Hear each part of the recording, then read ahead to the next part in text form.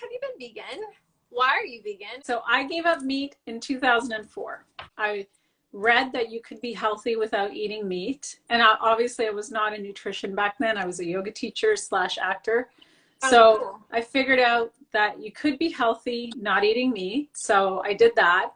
I never really did the dairy thing. That wasn't like big on my radar, but I would occasionally have eggs. We didn't have information as readily available, so I did not fully grasp the cruelty of the egg industry. When you don't fully know, it's easy to kind of give certain things a pass, especially if everyone around you is doing the same thing. Fast forward, we have the advent of social media, and we have like all this information that's available at our fingertips. Obviously, some more of the documentaries started coming out. I had already seen Forks Over Knives. Then there were other documentaries that came out as well. The more that the information became known and readily available, the more it was like, well, once you know something, you cannot unknow it. We get to create the world we want by knowing what's happening in certain industries and then turning a blind eye and continuing to pay for whatever product they're selling, whether it's clothing or shoes or makeup or food.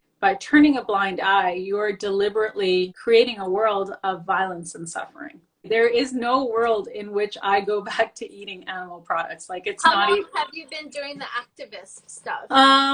It's going to be almost 2 years. I don't know if anybody's ever driven by a slaughterhouse, but it looks nice. I mean, there's paintings on the outside where the pigs look happy and they're all at a farm and there's a farmer and they're like chilling in the sunlight. Whoever makes it look so just like there's no suffering going on and it's so fake. And so the more people are aware of like how these animals are treated, which is all animals, you know, in the industry. The sows are kept in like these metal cages where they can't even turn around. So they're kept in horrific conditions. And then when the piglets are born, they're separated from the mom. Like the mom feeds them for a certain amount of time. Sometimes they get crushed because of, you know, the condition in the crate, and then they get brought into another separate facility where it's like basically just a big room with like cages or a pen, and there's like literally hundreds of them, and they get fattened up and then they get sent to slaughter. Same thing with chickens, same thing with turkeys. And when So they're on the road, they're traveling for what, 2 to 3 days straight with no food or water at all. Yeah, so it really depends. Like we do have trucks that I've heard have come in from the States. So they're sending pigs to slaughter from the States. They can travel up to 48 hours or 50 hours, no food, no water. Right. And in the wintertime, there's always dead on arrivals because of the cold. And in the summertime, there's always dead on arrivals because of the heat. Someone just said worms is another issue with pig flesh. No matter how much you cook it, it's always going to have parasites. We haven't even gotten to the health side. We're just talking about the animals. There's no good reason to be eating pigs or cows or chickens or any of those animals because they are acidic in our body. They don't get absorbed well. There's all kinds of health issues that are related to eating animal flesh that most people are in denial about the science. To this day, there's 25 million people who die of a heart attack every single year around the world. Those are the stats. And the only diet that has reversed advanced stage heart disease, we're talking people who need bypass, who maybe need stents, has been a whole foods plant-based diet. It's not a carnivore diet. It's not a paleo diet. It's not a keto diet. It's a whole food plant-based diet. And then there's also the environmental side. All aspects of it, all of it, you know, for the planet, your health, the animals, the way they're treated. Like that's how I stay centered in veganism and why I'm so passionate about it. It's not doing too good for our planet. The animals are suffering and I'm healthy, living my plant-based lifestyle. If you could share a little bit about what it's doing to our world that we live in, our air that we breathe, our oceans, our land, whatever you know, please share. It actually causes more damage to the environment than all of the transportation industry put together. So that's every car, all the planes, all the trains, all of that. You put that together and animal agriculture still does more damage because there's groundwater contamination. So all those big factory farms, animals, they're pooping and they're peeing, and Tyson and Purdue and all of those companies, they don't work that hard at making sure that that poop and pee does not get into the groundwater. So right there, you have a bacteria and virus threat. even there. Right. And then beyond that, all the land that gets cleared for cattle to graze, just in order to kill them for food. There's species extinction because when you're cutting down all these forests, you're also cutting down the habitat for other species. Who gave us the right? Who gave us the right to do this? It takes like 6 months of nonstop water to produce that 1 pound of steak, right? Yeah.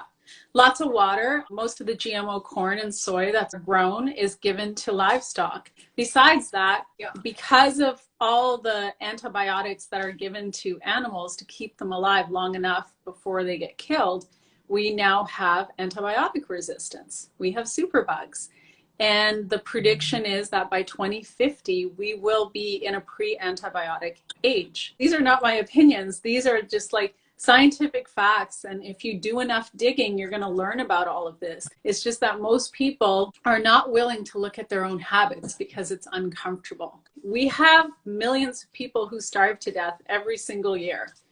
And we don't have a food problem. We have a food distribution problem because we feed 80 billion land animals and kill them. And yet somehow we can't seem to feed almost 8 billion humans. And then on the health side, if people are like, oh my God, like, what about protein? Like, just watch What the Health. The Invisible Vegan, I quite love. It's life-changing. It's definitely an awakening time for people. Keep spreading the truth is all I could say. There's so much to process. There are things like I remember when I first started getting active in animal rights, and I heard, I'll try not to cry, but I heard the term animal liberation. Yeah. And I thought, what do you mean animal liberation? Like, what the? And I didn't realize that I had been so brainwashed by the world that we live in, that the concept of animals having autonomy and a right to their own life, to live free, to not be entertainment or clothing or food or makeup, you know, like I didn't realize that I had been so brainwashed. A year into the movement, I was like, well, of course, animal liberation. We wouldn't want to enslave another human being. Like, why do we test on animals? Why do we lock them up in cages? Why do we do all of these things? Like, who gave us the right? How can showing compassion be a bad thing? We're not sharing this information to make anybody feel bad. We're sharing this information so that you understand that there are health consequences, there are environmental consequences, there are ethical consequences. In an energy universe, like, there are consequences. We're ever evolving human beings, and everybody's allowed to evolve and upgrade. Join us. Join us. One love. One love. Well, I love you. I love your I love you, baby.